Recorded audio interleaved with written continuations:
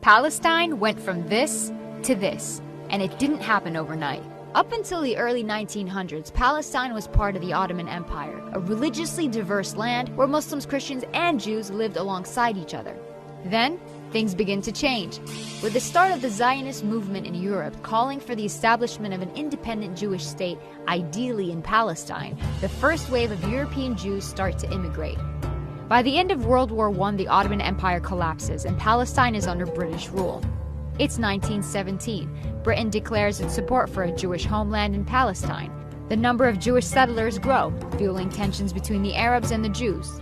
The violence between the two sides caused Britain to bow out and let the UN take over. The UN approves of a plan to split Palestine into two states: Jewish Israel, Arab Palestine. The city of Jerusalem, which is sacred to Muslims, Christians, and Jews, is now a UN-controlled international zone. Jews accept the UN partition plan and declare independence as the State of Israel. But neighboring Arab countries object to the land takeover. This marks the beginning of the First Arab-Israeli War. Israel is victorious and makes a grab for the land intended for the Palestinian state under the UN. The land gets divided into three parts. Jordan occupies the West Bank and East Jerusalem, Egypt occupies Gaza, and the State of Israel takes 78% of historic Palestine, including West Jerusalem. 700,000 Palestinians become refugees as a result, and the day is remembered as Al-Nakba, the catastrophe. It's 1967. The Six-Day War breaks out between Israel and neighboring Arab countries, and by the end of it, the map looks something like this. Palestine is now fully occupied by Israel. Despite the absence of a formal peace treaty, things start simmering down. Then Israelis start settling into Gaza and the West Bank, resulting in an Israeli-Palestinian struggle that gives rise to the PLO, the Palestinian Liberation Organization. Their main goal? To liberate Palestine from Israel by any means necessary. Fighting goes on for years. The PLO eventually accepts dividing the land between Palestine and Israel, but the conflict doesn't end there. More settlers make their way into Israeli-occupied Palestinian territories. The international community considers this illegal.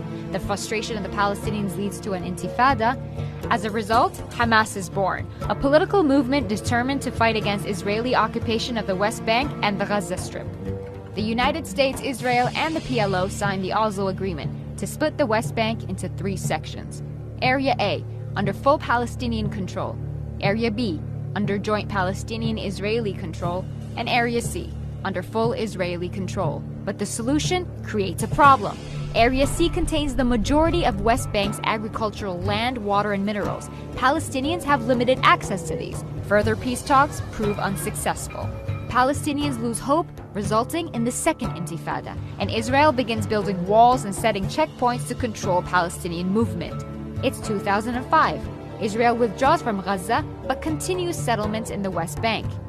Hamas gains power in Gaza and splits from the Palestinian Authority, seeing it as being too secular.